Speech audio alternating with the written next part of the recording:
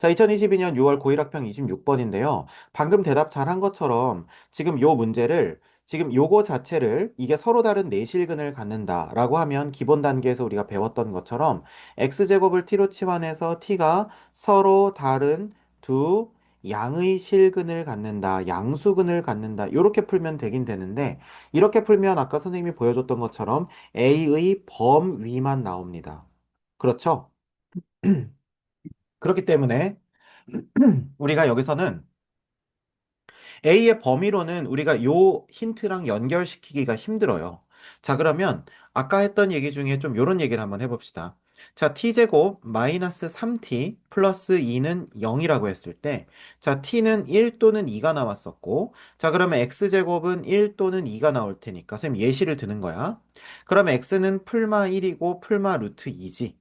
그러면 얘를 음, 우리가 수직선상에서 한번 나타내 보자. 자, 그러면 뭐냐면요. 잘 보세요.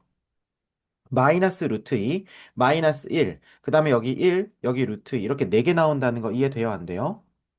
이해돼요. 그러면 우리가 차례차례 근을 쓰게 되면 알파, 베타, 감마, 델타 이렇게 4개가 나오겠지. 그러면 네, 여기서 알파와 베타를 우리가 순서대로 이렇게 배치를 했을 때, 요 친구랑 요 친구는 서로 뿔마 관계야? 아니면 아예 다른 관계야? 설마, 뿔마 관계예요. 선생님 눈에 봤을 때는 베타랑 감마가 마이너스 1 플러스 1이어서 뿔마 관계고, 그 다음에 알파랑 델타가 마이너스 루트 2랑 플러스 루트 2여서 풀마 관계라고 보여지거든요.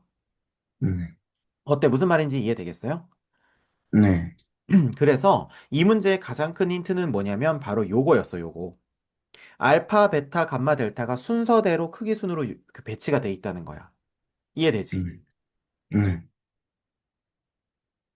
자, 그러면 우리가 알파랑 베타가 있으니까 여기서 마이너스 루트 2랑 마이너스 1이라는 친구는 아예 그 근본이 다른 두 개의 친구라는 거 이해가 되세요? 네, 자, 그러면 봐봐. 여기서 알파 제곱을 하고 베타의 제곱을 한다는 건 사실은 원래 어떤 애들로 돌아가는 거냐면 요 친구랑 요 친구로 돌아간다는 거 이거 이해돼요? 네, 이게 포인트라는 거야. 뭔 말인지 이해되지? 그러니까 네, 우리가 알파, 베타, 그 다음에 감마, 델타 이렇게 있을 때 사실은 뭐라고 얘기할 수 있냐면 우리가 이런 식으로 실험해 보면 알 수 있는 건데 그래서 예시로 드는 게 굉장히 중요하거든요. 지금 여기서 얘가 알파고 여기 베타라고 했을 때 요 감마는 마이너스 베타라고 하는 거 요거 이해돼 안 돼? 이해돼요. 그 다음에 델타 대신에 뭐라고 쓰면 되겠어? 마이너스 알파라고 쓰면 되겠죠. 파, 요거 이해되겠지? 자, 그러면 이제 네, 우리는 순식간에 네 개의 근에 대해서 알 수가 있다는 거야. 그러니까 평소에 요거에 대해서 공부가 돼 있어야지만 요 개념에 대해서 알아들을 수 있다는 거죠. 이해되십니까? 네, 음, 그렇기 때문에 알파 제곱 더하기 베타 제곱이 지금 현재 5라고 했고 상수 a의 값을 구하라고 했지. 자, 그러면 네, 알파 제곱 더하기 베타 제곱이라고 하는 것은 결국 x 제곱을 치환했을 때의 이 친구들을 얘기하는 거야. 그러니까 t를 구했을 때 t의 값으로 t1, t2가 나왔다고 했을 때 우리가 t1, t2로 각각 알파랑 베타 이런 애들이 들어가 있는 애들이 나온 거니까 지금 알파의 제곱은 t1이라고 하면 베타의 제곱은 t2다 약간 이런 식으로 될 수 있다는 거예요. 쌤 말 무슨 말인지 이해돼? 네. 이거 조금 어려워? 지금 문자 많아져서? 아니면 이해돼? 이해는 돼요. 오케이. 자, 그럼 이제 마지막 과정은 뭐냐면, 알파의 제곱과 베타의 제곱 두 개를 더한 거라는 것은, 기존에 이렇게 4제곱, 제곱 상수식을 이렇게 x제곱을 t로 치환했을 때의 두 근의 합이 5라는 거예요. 이거 무슨 말인지 알겠지? 네, 그렇기 때문에 우리가 이거 어떻게 되는 거냐면 요 친구를 이제 우리가 치환을 했다. 그러면 t 제곱 마이너스 2a 마이너스 9의 t 더하기 4는 0. 그랬을 때 요거의 근이 예를 들어서 t1이랑 t2라고 하면 그 t가 t1이랑 t2라고 하면 x 제곱은 t1, 그 다음에 x 제곱은 t2가 나오는 거고 그 다음에 여기서 x는 플러스 마이너스 루트 t1, 그 다음에 플러스 마이너스 루트 t2가 나오는 건데, 그 중에 알파가 여기 들어있는 애, 베타가 여기 들어있는 애니까, 알파 제곱이랑 베타 제곱을 하면 t1이랑 t2가 나오는 거고, 이 t1이랑 t2 두 개를 더한 걸 문제에서 5라고 줬으니까, 결국 요 식의 두 근의 합이 얼마다? 5라는 거예요. 요게 제일 중요한 포인트야. 요거 역으로 요렇게 추론하는 거 무슨 말인지 알아들을 수 있어야 돼요. 괜찮죠? 네. 자, 네. 그러면 두근의 합은 마이너스 a분의 b니까 2a 빼기 9가 되고 그것이 5라는 거야. 그러니까 사실 문제 푸는 과정은 엄청 쉬웠지. a는 7이라는 거예요. 설마 이해되시죠?